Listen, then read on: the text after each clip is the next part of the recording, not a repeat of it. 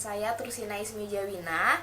Nah, video kali ini berbeda dengan video-video sebelumnya. Kali ini saya akan membahas tugas besar 2. Ya, tugas besar 2 saya kali ini saya akan membahas mengenai kasus laporan keuangan yang terjadi pada PT Garuda Indonesia. Selamat menyaksikan. Oke, yang pertama, siapa sih PT Garuda ini? PT Garuda Indonesia ini siapa sih yang nggak tahu kan? Dia adalah merupakan satu-satunya perusahaan penerbangan nasional Indonesia yang sudah listed di Bursa Efek Indonesia. Nah, sebagai flag carrier Indonesia, di samping dimiliki publik, perusahaan ini sebagian besar sahamnya dimiliki oleh pemerintah Indonesia. Dari data historis yang menunjukkan bahwa perusahaan besar, meski telah menyajikan laporan keuangan yang sudah diaudit dan mendapatkan opini wajar tanpa pengecualian oleh akuntan publik, nah itu tidak sama sekali menjadi jaminan bahwa perusahaan itu terbebas dari potensi manipulasi laporan keuangan. Nah, pada tahun 2018, laporan keuangan PT Garuda Indonesia ini telah membukukan laba bersih sebesar 809.000 US dollar, di mana ini berbeda jauh kinerjanya dari tahun sebelumnya yang mengalami kerugian sebesar 216,58 juta US dollar. Nah, laporan yang berisi laporan posisi keuangan atau neraca, terus laporan laba rugi, laporan perubahan ekuitas, laporan arus kas, catatan atas laporan keuangan, dan laporan posisi keuangan pada awal periode komparatif biasanya digunakan sebagai acuan pengambilan keputusan. Nah, dengan melihat laporan keuangan, di sini kita bisa tahu nih bagaimana prospek perusahaan di masa depan. Nah, analisis kinerja manajemen perusahaan serta memprediksi arus kas yang akan datang. Laporan keuangan ini mencerminkan keberhasilan atau kegagalan suatu perusahaan dalam mencapai target yang profitable. Lalu bagaimana sih modus operandinya? Ini diawali pada tanggal 2 April tahun 2019. Ini adalah awal mula dari kisruh laporan keuangan Garuda Indonesia dimulai. Nah, semua ini berawal dari hasil laporan keuangan Garuda Indonesia untuk tahun buku 2018. Dalam laporan keuangan tersebut, di sini PT Garuda Indonesia ini membukukan laba bersih sebesar 809,85 ribu US dollar. Kira-kira kalau dirupiahin seberapa ya? Segimana sih gitu kan? Nah, ini kalau mau tahu nilai rupiahnya, di sini laba bersih yang dicatat oleh PT Garuda Indonesia ini adalah sebesar 809,85 ribu US dollar. Ini kita asumsikan aja kurs dolar saat itu 14.000. Nah, ini kita kali aja nih dengan 14.000 dan dapatlah hasil ya kira-kira sebesar 11,33 miliar rupiah. Nah, angka ini melonjak tajam dibanding tahun 2017. Nah, yang mana di sini PT Garuda Indonesia menderita kerugian itu sebesar 216,5 juta US dollar. Nah, namun laporan keuangan tersebut ini menimbulkan polemik nih lantaran dua komisaris dari PT Garuda Indonesia, yaitu Khairil Tanjung dan Doni Oskaria, yang saat ini memang sudah tidak menjabat. Nah, di sini menganggap laporan keuangan 2018 dari PT Garuda Indonesia ini tidak sesuai dengan pernyataan standar akuntansi keuangan atau PSAK. Nah, pasalnya Garuda Indonesia ini memasukkan keuntungan dari PT Mahata Aeroteknologi yang memiliki utang kepada maskapai berplat merah tersebut. Nah, PT Mahata Aeroteknologi sendiri ini memiliki utang terkait pemasangan wifi yang belum dibayar. Lanjut, setelah tanggal 2 April kita ke tanggal 31 April 2019. Di sini Otoritas Jasa Keuangan OJK ini meminta Bursa Efek Indonesia melakukan verifikasi laporan keuangan dari PT Garuda. Nah, Bursa Efek Indonesia atau BEI ini memanggil jajaran direksi dari PT Garuda Indonesia ini terkait kisruh laporan keuangan tersebut. Nah, pertemuannya juga dilakukan bersama auditor yang memeriksa keuangan PT Garuda ini. Nah, ini adalah KAP Tanubrata Sutanto, Fahmi Bambang, dan rekan atau a member of BDO International. Di saat yang sama, Menteri Keuangan Ibu Sri Mulyani Indrawati ini mengaku belum bisa menetapkan sanksi kepada kantor akuntan publik ini. Nah, KAP ini merupakan auditor untuk laporan keuangan tahun 2018 PT Garuda Indonesia. Nah, yang lumayan menuai polemik gitu kan. Nah, lalu tapi kendati sudah melakukan pertemuan dengan auditor perusahaan berkode saham GIAA itu, Kemenko atau Kementerian Keuangan ini masih melakukan analisis lagi terkait laporan dari pihak auditor. Lanjut, setelah itu pada tanggal 2 Mei 2019 di sini Otoritas Jasa Keuangan atau OJK ini meminta BI lakukan verifikasi laporan keuangan Garuda lagi. Nah, OJK meminta kepada Bursa Efek Indonesia untuk melakukan verifikasi terhadap kebenaran atau perbedaan pendapat mengenai pengakuan pendapatan dalam laporan keuangan Garuda Indonesia tahun 2018. Nah, selain OJK, masalah terkait laporan keuangan maskapai Garuda ini juga mengundang tanggapan dari Menteri Perhubungan yaitu Budi Karya Sumadi. Lalu pada tanggal 3 Mei 2019, di sini penjelasan Garuda terkait kisruh laporan keuangan. Garuda Indonesia akhirnya mengeluarkan pernyataan resmi setelah laporan keuangannya ditolak oleh kedua komisarisnya.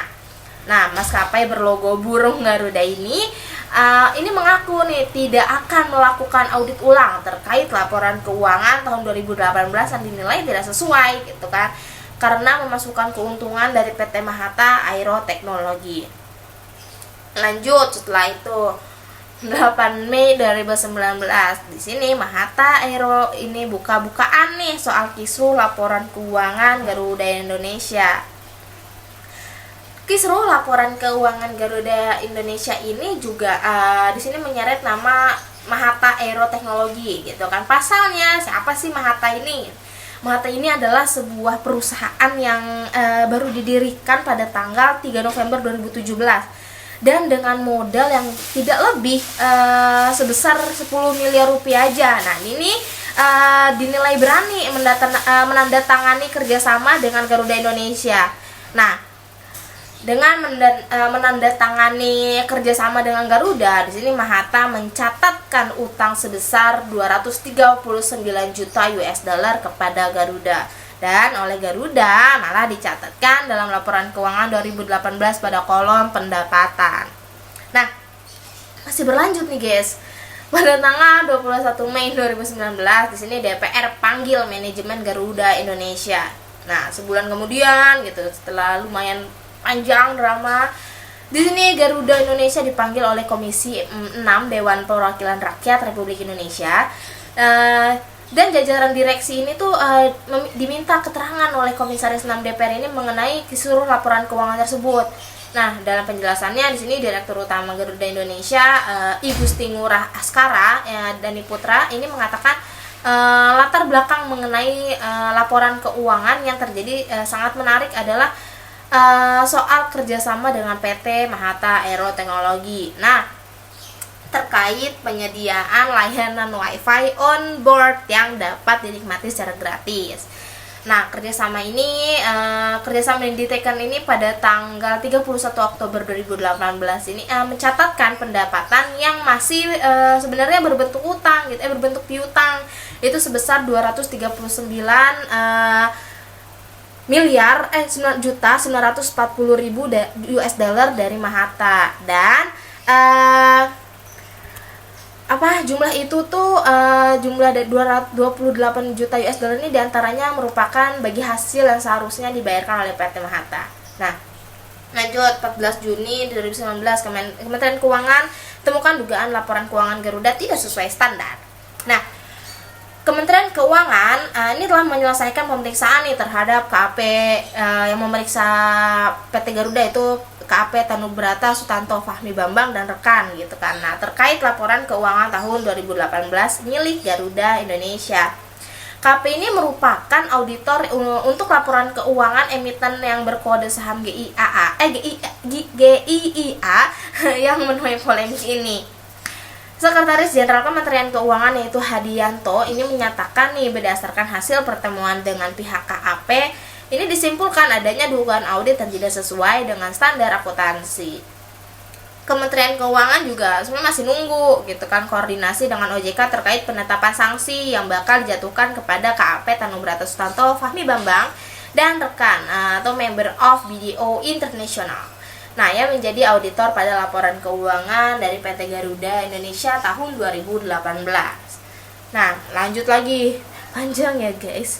Ini pada tanggal 18 Juni tahun 2019, Bursa Efek Indonesia tunggu keputusan OJK. Nah, Bursa Efek Indonesia selaku otoritas pasar modal kala itu masih menunggu nih keputusan final dari OJK terkait sanksi yang akan diberikan kepada Garuda.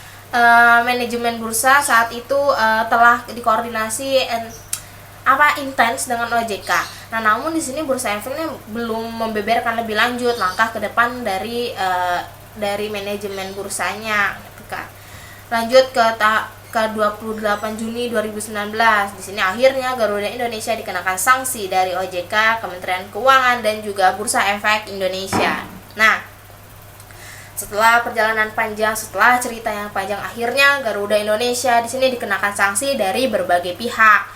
Selain Garuda, sanksi juga diterima oleh auditornya, yaitu dari KAP Keuangan Garuda ya, ini akuntan publik Kasner Sirumapea dan akuntan publik Tanubrata Sutanto Fahmi Bambang dan rekan gitu. Auditor laporan keuangan PT Garuda Indonesia terus dan entitas anak tahun buku 2018. Nah, untuk auditornya sendiri di sini Ibu Sri Mulyani yaitu Menteri Keuangan Indonesia ini memberikan sanksi pembekuan izin selama 12 bulan atau 1 tahun. Nah, selain itu OJK juga akan mengenakan sanksi kepada jajaran direksi dari komisaris PT Garuda.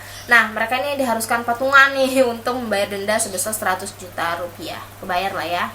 Nah, selain itu juga ada 2 poin sanksi lagi yang diberikan OJK, yaitu di sini selain PT Garuda harus membayar denda 100 juta rupiah.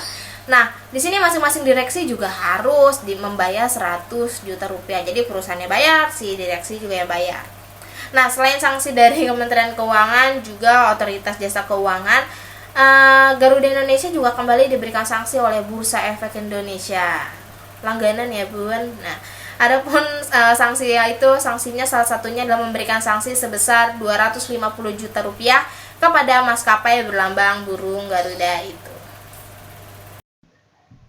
Nah, maaf untuk yang ini saya lupa bikin videonya tadi. Nah, yang bagian ini adalah dari bagian apa dari Kosovo Framework yang tidak berjalan pada entitas ini. Nah, kalau menurut saya pribadi mungkin yang tidak berjalan pada Kosovo Framework dari PT Garuda ini yaitu adalah kontrol environment-nya, yang mana di sini Kosovo kan menyatakan bahwa terdapat 5 prinsip yang harus ditegakkan untuk dijalankan dalam organisasi untuk mendukung lingkungan pengendalian agar dapat terwujud dengan baik. Nah, salah satunya adalah manajemen dengan pengawasan Dewan Direksi yang menetapkan struktur, jalur pelaporan, kewenangan, dan tanggung jawab dalam mengejar tujuan. Di sini, dalam kasus ini, manajemen dari PT Garuda Indonesia menurut saya tidak menjalankan hal ini karena justru ternyata dia ialah yang menjadi ide atau yang menyuruh ke AP-nya ya udah bikin laporan keuangannya seperti itu, kita masukkan ke dalam akun pendapatan supaya terlihat indah gitu, supaya terlihat bagus atau istilahnya mereka mungkin mau ini ya window dressing gitu. Nah, tapi sebenarnya kan ini salah. Jadi dan dari pihak ini manajemennya pun kayak udah nggak apa-apa gitu tanpa memikirkan sebab dan akibat apa yang ia lakukan. Lalu bagaimana jika saya misalnya menjadi seorang auditor untuk mengaudit entitas tersebut? Nah, lalu apa yang akan saya lakukan? Oke, berapa kita hitung dulu berapa materialitas audit, yaitu OM, PM, dan IM. Nah, ini teman-teman lihat nih dari sini. Di sini ada dari total aset. Ini saya ambil dari total aset laporan keuangan tahun 2018 PT Garuda Indonesia. Ini sebesar 4 miliar 160 juta 616.300 rupiah. Nah, ini kita asumsikan ini sebesar 0,5%, karena ini perusahaan high risk. Nah, lalu PM ini diambil dari tinggal total OM kita kalikan 50%. Ini kita 50% juga bukan semata-mata kita asal ini ya, asal udah 50% gitu, 60% itu enggak, itu karena ini adalah perusahaan yang high risk. Ini juga udah ada aturan dan daftar presentasinya. Dan IM ini kita ambil 3% dari nilai PM. Nah, ini juga ada 3%, juga nggak asal kita tebak 3% gitu, enggak gitu. Ini kita ada datanya, dan yang udah diambil itu data-data itu udah sempat saya bahas di pertemuan-pertemuan yang sebelumnya. Lalu bagaimana Anda melakukan prosedur analitis atas laporan keuangan entitas? Nah, oke teman-teman. Nah, ini udah muncul di layar, itu adalah laporan keuangan dari PT Garuda Indonesia di tahun 2018. Nah, kan di sini ada 2 kolom. Nah, ya, angka yang di sebelah kiri itu adalah tahun 2018. Nah, lalu yang di sebelah kanan itu adalah 2017. Nah, laporan keuangan ini tuh diterbitkan dalam mata uang dolar. Oke, mari kita telusuri satu-satu.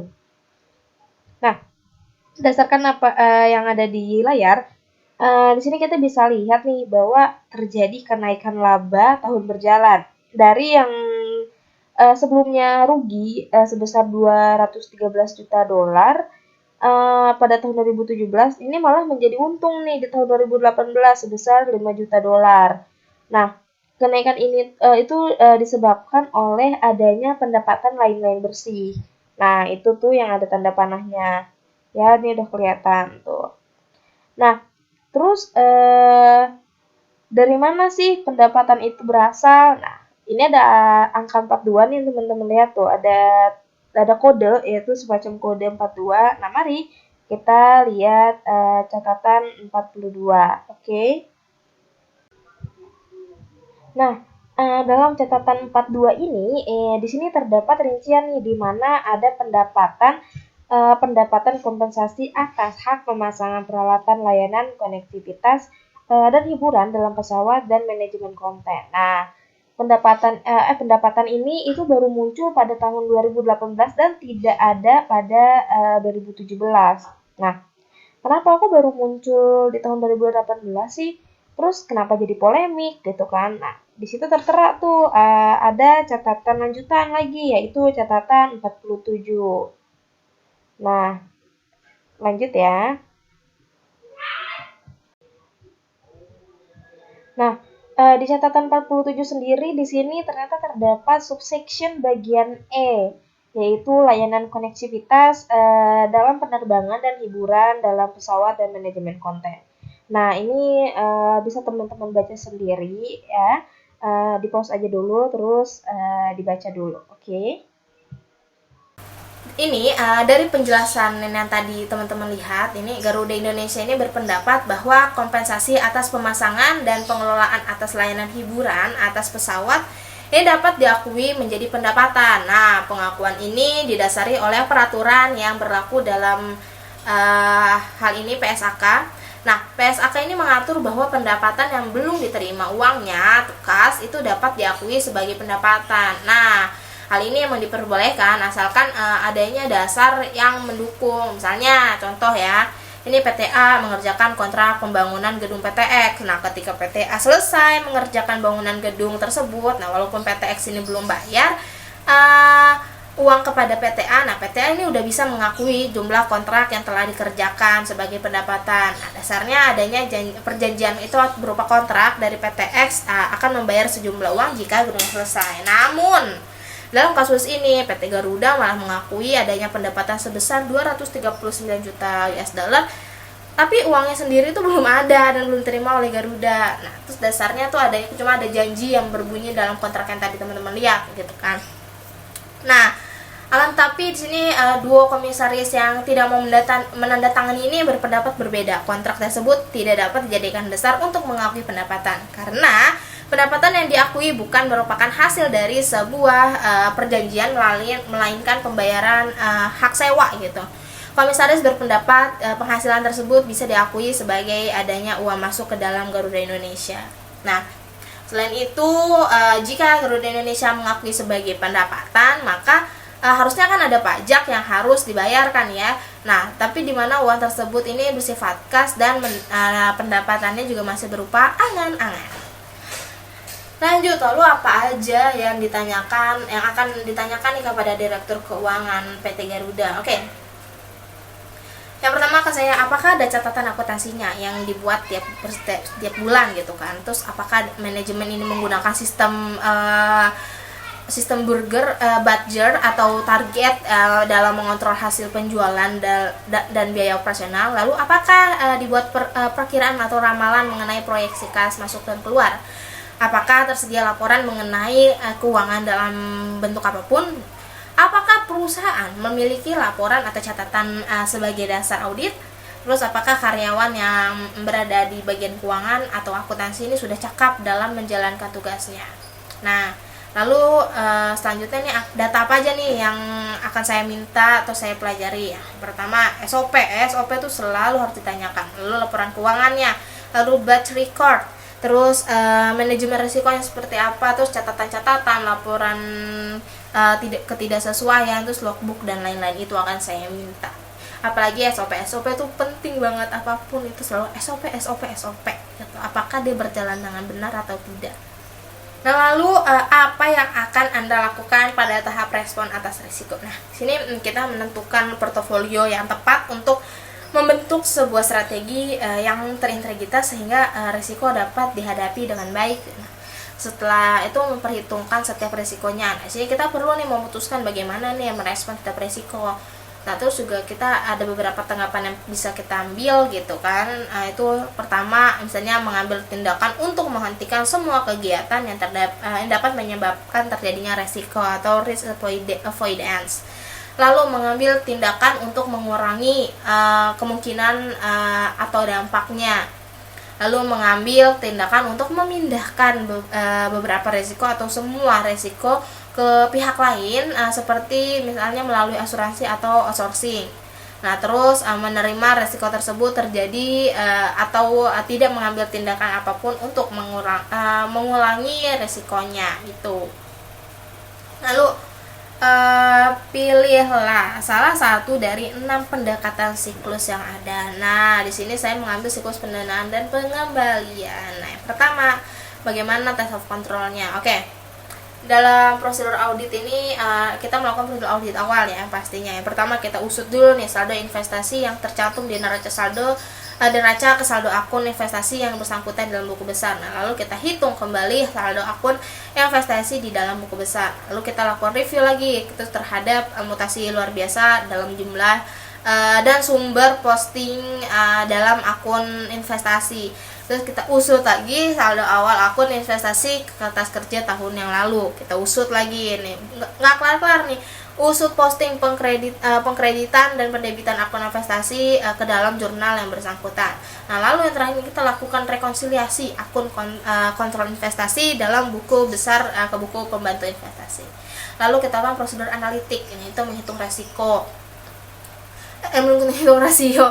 Dan pertamanya ada rasio investasi dan rasio investasi sementara dengan aktiva lancar, terus rasio investasi jangka panjang dan dengan aktiva lancar, lalu rate of return tiap-tiap golongan investasi. Nah, kita ini melakukan analisis hasil prosedur analitik dengan harapan yang didasarkan pada data masa lalu, data industri, jumlah yang dianggarkan atau data lain. Lalu pengujian terhadap transaksi rinci. Nah, di sini kita periksa dokumen yang mendukung transaksi pemerolehan dan penjualan investasi. Lalu kita hitung kembali pendapatan bunga atau dividen tahun yang diaudit. Lalu kita hitung kembali laba dan rugi yang timbul dari transaksi penjualan surat berharga. Lalu kita hitung kembali lagi laba dan rugi yang timbul dari transaksi penjualan investasi. Terus kita periksa juga nih dokumen yang mendukung transaksi pembelian surat berharga dalam periode sekitar tangan neraca. Nah, lalu kita periksa juga dokumen yang mendukung transaksi penjualan surat berharga dalam periode sekitar tangan neraca. Nah, terus yang terakhir kita periksa dokumen yang mendukung pemerolehan investasi yang dimiliki oleh klien pada tanggal neraca. Nah, terus yang keempat nih, kita lakukan pengujian terhadap akun rinci. Nah, pertama, pelajari dulu nih notulen rapat pemegang saham dan direksi. Lalu minta daftar surat berharga yang ada di tangan klien dan lakukan perhitungan dan inspeksi terhadap sertifikat surat berharga tersebut. Nah, lalu kita kirimkan nih konfirmasi terhadap surat berharga milik klien yang berada di tangan pihak lain. Nah, lalu kita lakukan rekonsiliasi antara surat berharga yang dihitung dengan hasil konfirmasi dan jumlah yang dihasilkan di neraca. Nah, lalu kita lakukan inspeksi. Nah, dan pemeriksaan terhadap polis asuransi surat berharga. Kita minta informasi mengenai surat berharga yang dijadikan jaminan penarikan utang. Lalu kita bandingkan juga nih metode penilaian investasi yang digunakan oleh klien dengan prinsip akuntansi yang berlaku umum di Indonesia. Lalu kita bandingkan nilai investasi dengan harga pasar surat berharga. Yang kelima, kita lakukan verifikasi penyajian dan pengungkapan. Nah, di sini kita periksa nih klasifikasi surat berharga sebagai investasi sementara dan investasi jangka panjang. Nah, periksa investasi jangka panjang mengenai kemungkinan sebagai alat pengendalian perusahaan lain. Nah, lalu setelah TOC, bagaimana nih test of retail balance-nya? Nah, di sini kita pertama lakukan review atas dokumen otorisasi transaksi pendanaan. Lalu lakukan review atas dokumen realisasi transaksi pendanaan. Yang ketiga, lakukan konfirmasi. Nah, langkah 4, menghitung ulang beban bunga utang jangka panjang. Nah, terus test of transaction-nya seperti apa? Nah, di sini kita lakukan nih, yang pertama verifikasi dulu terhadap kecermatan berbagai saldo, daftar, dan buku pembantu. Lalu menerapkan prosedur analitikal. Nah, ketiga, inspeksi perhitungan sekuritas di tangan, lalu konfirmasi sekuritas pada pihak lain. Yang kelima, ini melakukan penelusuran nih ke rekening investasi. Yang keenam, menghitung kembali pendapatan yang telah diterima. Nah, yang ketujuh, ini penelaahan dokumentasi harga pasar saham. Nah, yang terakhir, membandingkan penyajian statement dengan GAAP. Nah, lalu bagaimana cara melakukan analytical test? Nah, di sini kita hitung lagi rasio. Nah, rasio investasi sementara dengan aktiva lancar ini sebenarnya sama kayak yang tadi saya bahas gitu, rasio investasi jangka panjang dengan aktiva lancar, rate of return tiap golongan investasi. Nah, ini lakukan analisis hasil prosedur ini analitik dengan sama dengan dasar data masa lalu, terus data industri, jumlah yang dianggarkan, atau data-data lain seperti itu. Nah, lalu bagaimana misalnya kita jauh detail lagi nih, caranya kita untuk menguji seluruh utang atau jumlahnya tertulis dalam laporan keuangan. Nah, yang pertama kita lakukan lagi nih, review lagi nih atas dokumen otorisasi transaksi pendanaan, pokoknya transaksinya gitu kan. Terus lakukan review lagi nih atas dokumennya. Kita lakukan lagi konfirmasi atas kreditur atau penjamin gitu. Terus kita menghitung ulang juga nih beban bunga utang jangka panjang atau pendeknya. Terus bagaimana caranya menguji bahwa saldo utang yang tertera pada laporan posisi keuangan ini memang benar-benar ada atau existence. Nah, dan keberadaannya atau terjadinya existence ini asersi tentang keberadaan atau terjadinya berhubungan dengan apakah aktiva atau utang perusahaan ini benar-benar ada pada tanggal neraca dan transaksi-transaksi pencatatan telah benar-benar terjadi selama periode tertentu. Nah, di sini juga kita itu bisa lihat juga sama aja sebenarnya tahapannya, kita review terus kita kaji lagi, pokoknya seperti itu gitu kan. Nah, lalu selanjutnya kita lihat sekarang lihat laporan laba ruginya. Laporan laba rugi bagaimana cara menguji. Oke. Oke. Terus di sini yang pertama kita dapatkan dulu nih daftar rincian penambahan aset dan dalam penyelesaian atau menguji kesesuaian dengan daftar pergerakan aset tetap dan menguji ketetapan perhitungan daftar rincian tersebut. Lalu kita uji juga nih kesesuaian kesesuaiannya, terus kita samakan dengan dokumen pendukung dan menguji juga ketepatan kebijakan kapitalisasi biaya yang terjadi. Yang ketiga, uji juga nih kesesuaian tanggal pemindahan atau kesesuaian nilai moneter yang dipindahkannya. Terus memberikan kesimpulan juga atas pengujiannya. Nah, lalu selanjutnya bagaimana cara menguji bahwa perhitungan Oke. Yang pertama kita SPT-nya. Di sini kita observasi juga, kita review, kita pelajari, kita analitis lagi gitu. Nah, di sini kita lihat PPh 23-nya. Lalu apakah ada bukti potong yang sesuai atau belum gitu. Lalu kita jumlahkan semuanya itu dengan melakukan step-step yang sama. Nah, terus bagaimana cara bahwa investasi berharga disajikan presentasi. Nah, sini kita harus tahu dulu nih perusahaan tersebut investasinya di bidang apa gitu, apakah ada investasi saham, obligasi atau reksadana. Nah, setelah itu kita lihat dulu nih bukti kepemilikannya, kita lihat juga jumlah kepemilikannya, terus apakah profitnya ini ditulis dalam jurnal laporan keuangan atau enggak. Nah, di sini kita juga harus pelajari dokumen-dokumen seperti itu yang bersangkutan, kita cek semua, kita review atau observasi semuanya, kita pelajari sampai analitis itu kita cek semua gitu kan. Lalu jelaskan perbedaan yang akan Anda lakukan ketika menguji asersi. Nah, misalnya barang dibeli dengan cara hutang gitu kan. Misalnya pesawat gitu, kita beli dengan cara hutang. Nah, kita di sini lihat juga nih persediaan masuk ke gudangnya, berarti kita harus memiliki SOP-nya juga. Lihat nih SOP-nya apakah masuknya benar-benar dicatat atau enggak. Terus kita lihat flowchart-nya, lalu kita cek tagihan di bagian accounting. Lalu ke bagian pajak, apakah barang tersebut yang kita beli itu ada PPN-nya atau enggak. Nah, lalu terus apa yang akan dilakukan pada tahap pelaporan. Ya, kita evaluasi lagi buktinya, terus evaluasi CALH-nya. Terus opininya gitu kan, apakah wajar atau dan sebagainya gitu kan. Nah, lalu bagaimana caranya menguji pengujian atas estimasi akuntansi. Nah, di sini kan sebenarnya karena estimasi, jadi nilainya kan nggak fix gitu kan, jadi nilainya tuh nggak baku. Jadi ini kita harus minta bantuan juga oleh manajemen perusahaan yang lebih kompeten juga. Jadi kita nggak asal ini juga gitu.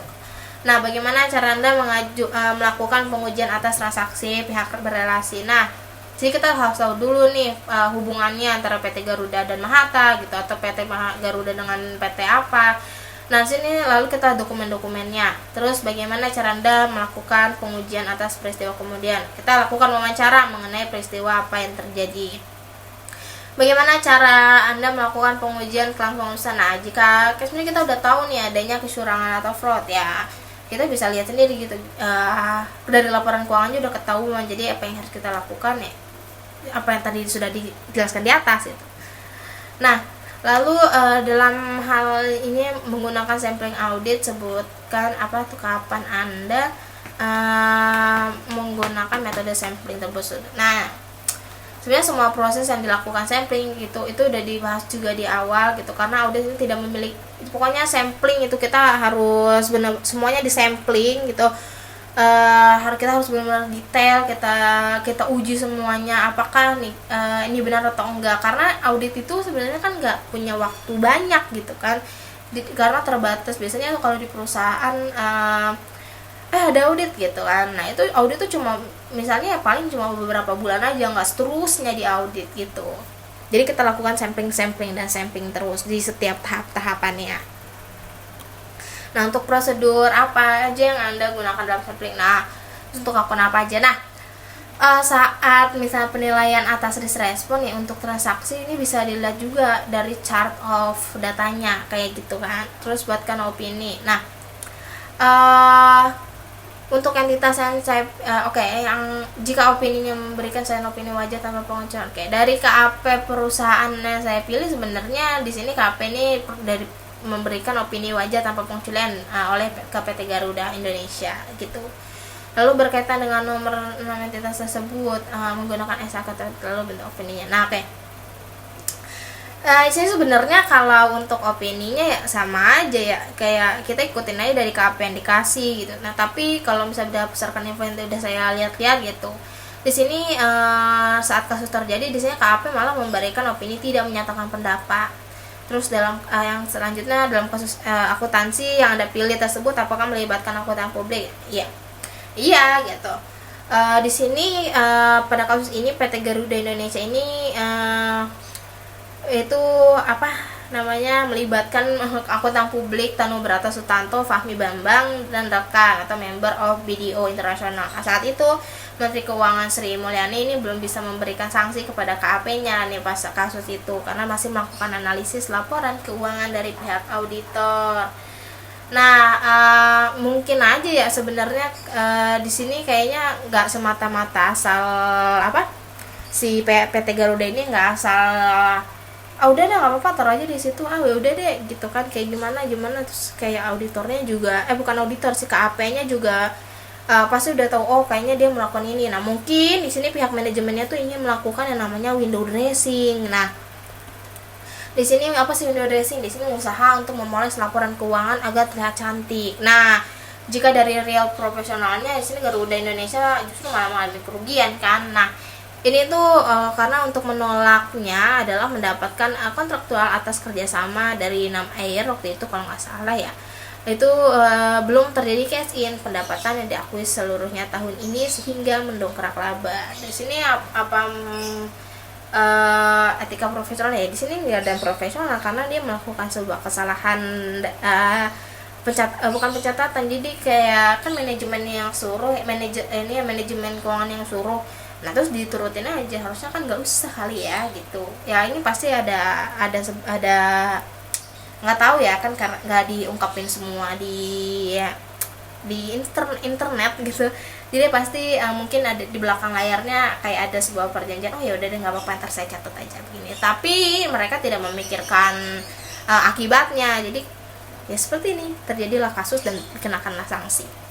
Oke teman-teman, nah akhirnya selesai juga video kali ini. Nah dari saya mohon maaf nih jika misalnya banyak kekurangannya, karena saya juga masih belajar gitu, masih cari-cari bener nggak ya gitu, kayak masih menerka-nerka. Karena di sini juga posisinya kayak saya ini seolah-olah gitu kan menjadi auditor, padahal kita juga belum terjun langsung gitu sebagaimana auditor yang sesungguhnya. Nah, saya kurang lebihnya mohon maaf banget, mungkin gak ada lebihnya kali ya, pokoknya mohon maaf banget kalau misalnya ada kekurangan atau ada yang gak jelas, misalnya ibaratnya kayak apa sih gak jelas, itu mohon maaf banget karena saya juga masih belajar gitu, masih banyak yang belum saya banyak pahami gitu karena belum terjun langsung menjadi seorang auditor. Nah, jika misalnya teman-teman ada yang mau komen atau menambahkan atau misalnya ada yang kurang dari saya, teman-teman bisa banget komen, tambahkan di kolom komentar biar misalnya nanti penonton yang lain lihat, ternyata di sini yang keliru, di sini yang keliru. Itu nggak apa-apa karena saya masih sama-sama belajar. Saya menerima banyak komen gitu untuk menjadi masukan bagi saya atas pembahasan kali ini. Oke, sekali lagi kurang lebihnya mohon maaf. Wassalamualaikum warahmatullahi wabarakatuh.